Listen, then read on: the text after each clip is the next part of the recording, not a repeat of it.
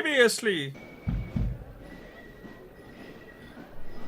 Yes, nice doggy.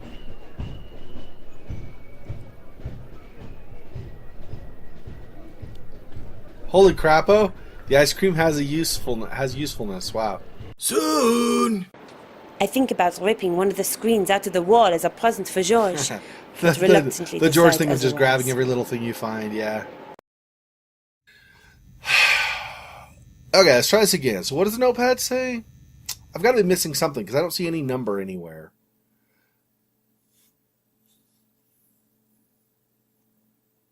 Oh, are these the numerical values of the buttons? Hang on. Because... Oh, out. Yeah. They're not labeled, right? Here? Yeah, they're not labeled. Button 4, button 5. Press 3 buttons in the correct order. Okay. So the numbers of the buttons must be pressed are in ascending order, right? So you have to go left to right. Got it. The sum of the numbers of the second and third button is 7. Second and third. And then the last button is an odd number. So the last button is an odd number. So I think this is the value of these. These aren't just the button numbers. I think this is the value of these. 1 through 5. But the second and third button aren't 7 then. That's 5. What? So I go...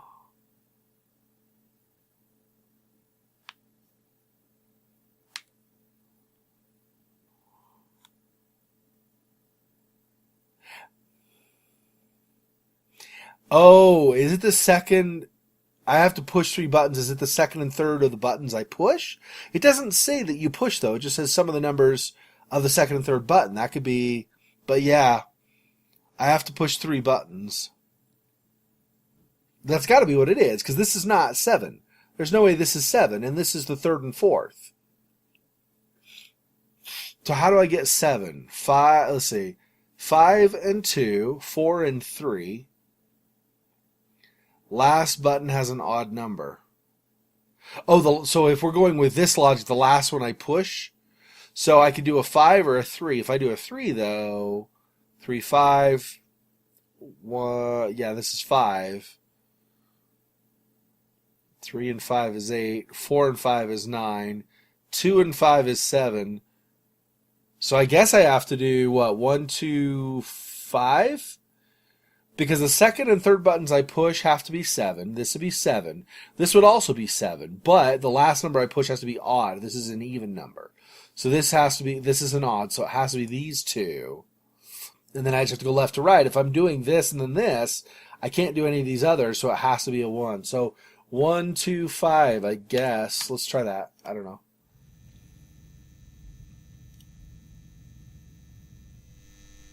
So 1, 2, and 5. Mrs. Leroy leaves her desk. Okay. She's like, dang it, the power's not working. Now I suppose I have to go to her desk and look around and get stuff, right? Grab the calendar, maybe? No way, I'm not taking... Okay. Card index box. Let's look at that. Let's see. Here's the card index. Manish, Marworth, McKinsley. Aha, there it is. McGlaw, Rangersfield Hall. Somehow, I have a bad feeling about this. Rangersfield Law.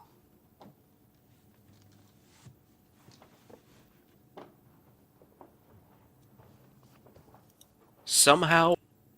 Okay. So there's nothing else over here then?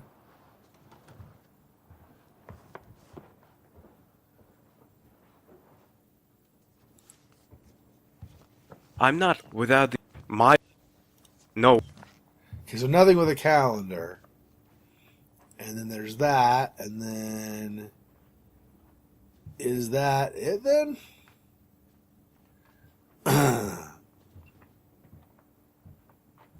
Does that mean that's a new location I need to go to? Or probably, right? I don't know. What's downstairs? Does she, like, get upset with me or something? Is she down there? She's not even down there when I go down there. What the frick?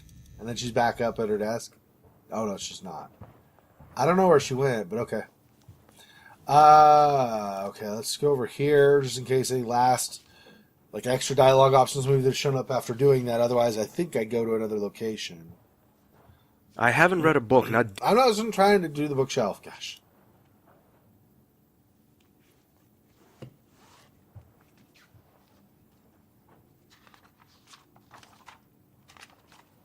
Hello? Hi, David. All for nothing. Okay, great. All right. Yeah, I mean, I guess we'll leave. Because downstairs, she's not there, and there's nothing else different, I think, than what I've already looked at.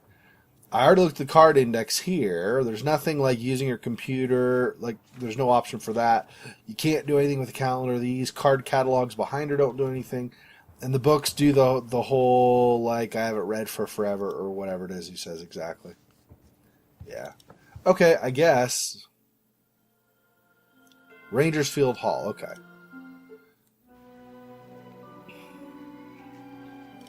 Somehow I feel nervous.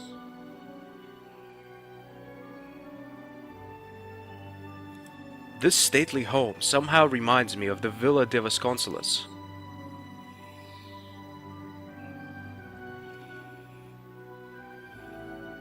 Usually he does all right with pronunciation. I mean, I can tell, as a native English speaker, I can tell that he doesn't speak English as his first language. He's got a good English for the most part anyway. It's just sometimes some of the things he pronounces, tres cheek instead of tres chic and stuff. There's some... So just a tip, if you don't speak English as your native tongue, okay, if it's not your native language, your first language, and you're trying to speak English better, just a tip, when you speak English, if there is a foreign phrase, well, first of all, most English speakers won't use a foreign phrase. Usually we'll have some equivalent, or we just will say it in a full phrase instead of, like, très chic. Instead of saying très chic, we'd say, ooh, very stylish, or whatever, or how stylish, or something like that. But also, if we're going to use a foreign phrase, we usually try to pronounce it at least mostly like it's originally pronounced.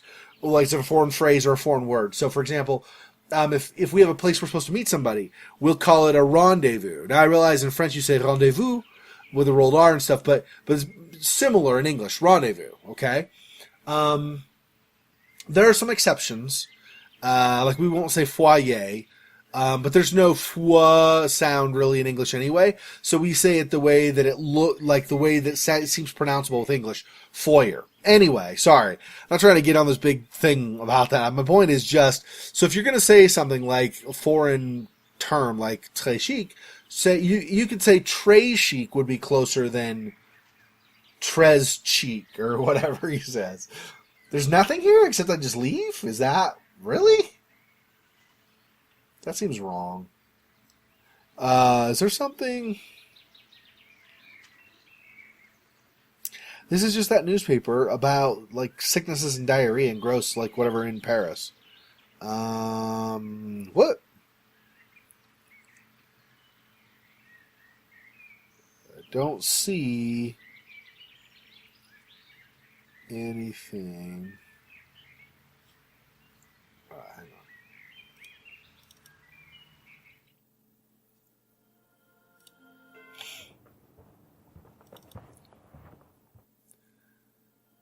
Okay, so I guess we go to Rangersfield Hall. Alright.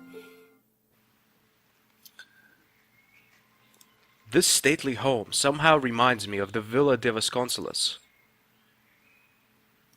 Somehow I feel nervous. Don't feel nervous, just go. Just walk or something. Oh, I'm going this way toward me? Or away? Okay. So I have a couple of directions I can go. Is there nothing else here? So just FYI, by the way, so he's got pretty good English. The guy that's playing George, even though it's a different voice actor, because the guy that actually plays George, normally is actually an English speaker. But just as a tip for anybody who's doesn't speak English natively, right? It's you learned it as an extra language. If you're going to speak English, Generally speaking, try to pronounce foreign words. So in English, we usually, even British English, I mean, they'll have a little bit of an accent compared to like mine, which is an American accent. They'll have a British accent, so there'll be different accents. But I don't see anything else here. It's just all house right now. I mean, there's an open window, but I don't have like a rope or anything to get up there, and I can't see a way. Like, there's nothing here when I go over here. There's nothing for trying to climb the side or anything, but there's nothing to go in the house either. Like, if I go like this, he'll walk over here maybe, but there's nothing to actually go inside, I don't think. Oh, there's a doorbell. I couldn't see the doorbell. Okay, let's try that. Anyway, so as a tip, we normally try to pronounce foreign words. How can I help you? Hi, my name is Stobart. George Stobart. I have an appointment with Mr. McGlaw. Strange. He didn't tell me about it. Besides, he has a visitor right now. It's really important. Okay, come in. I'll show you the way. Thanks. Mr. McClough's room is at the end of the northwest passage. It must be cold up there in the Arctic region. Thanks very much. So I can't talk to her. I could just leave if I do that. And there's over here. Maybe listen at the door, I'm guessing. Anyway, so we usually try to pronounce it. So first of all, English speakers usually will not use foreign words very often. So for example, instead of saying très chic, which we could say, I mean, it's not weird to have somebody say that, but if somebody's going to say très chic, this is how most people would say it in English instead of très chic, we'll say it a different way. Like we'll say, oh, that's really, I don't know if exactly, we wouldn't say exactly this way, maybe we'd say something like, oh, that's really stylish, or, or yeah, he's got style, or whatever. Anyway, something more like that. And she's just watching me. She's just freaking watching me. Can I listen? Wow, what am I supposed to say? I don't know. How about say something about the door? I don't know. Without the seal, we won't have a chance. That could cause problems. And you think this American knows something? Definitely. He's real nosy. If you're right, we'll get all the necessary information about the order. How will we catch him, Jimmy? I've had two of my best men take care. They should be here soon. Even though I can't stand the man, we did agree that you wouldn't hurt him. You only want his information. Sure, that's what I said. Could I use your toilet, please? Of course, it's just down the corridor. Josh! Andre, you sneaky traitor! It's not what you think. They only want to talk to you.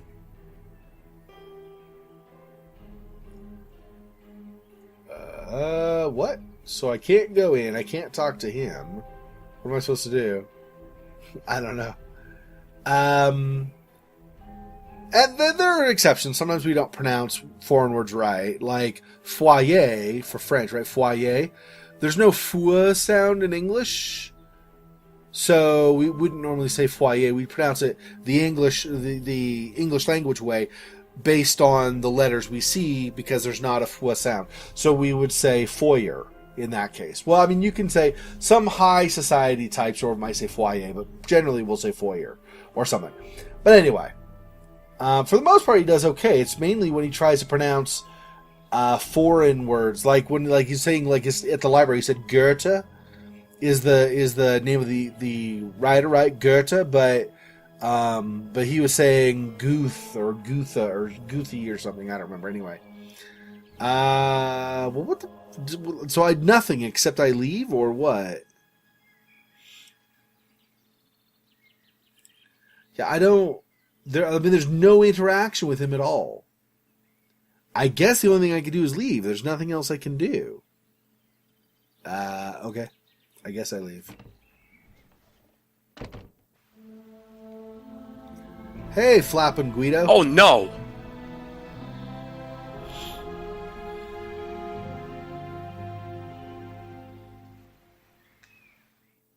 Mr. Stobart, we'll talk to you later.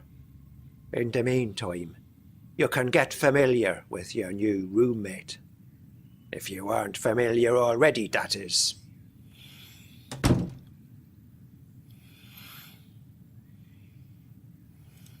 Okay. Wait, who is this? Purple. Who are you? Ah! You seem surprised, Mr. Stobart. How did you... You're not the only one who can play tricks. But I saw you lying dead on the floor of the train compartment. Immediately before I got on the train to Bannockburn, I put on a bulletproof vest. After all, unlike you, I knew what was ahead of us and who we would encounter along the way.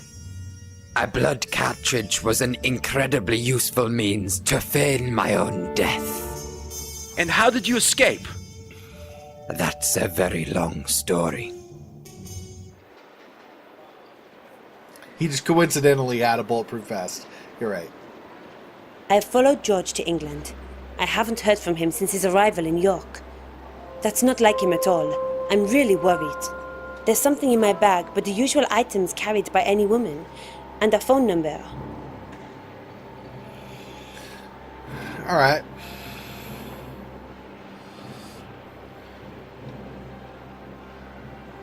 Okay. Let's leave. Let's look that way. Screens. I think about ripping one of the screens out of the wall as a present for George, but reluctantly decide otherwise. Because that's From a George BBC thing. to CNN, there's the full range of worldwide news TV. George would like this. He likes news. the George thing of just grabbing every little thing you find, yeah. Okay, let's go over here. Hang on. See if there's anything over here to look at or pick up. Nothing with a banana peel or any of the garbage around the can.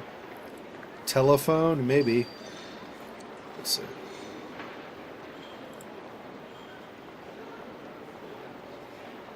I've had an aversion towards boxes for some time now. No idea why. Oh, I don't want to know what's inside. That's funny. Ever since the crates. Staff only? Damn, it's locked. Big shocker. She has nothing on her except what a woman would normally carry. I guess that means basically nothing, I suppose. Okay, so let's do this.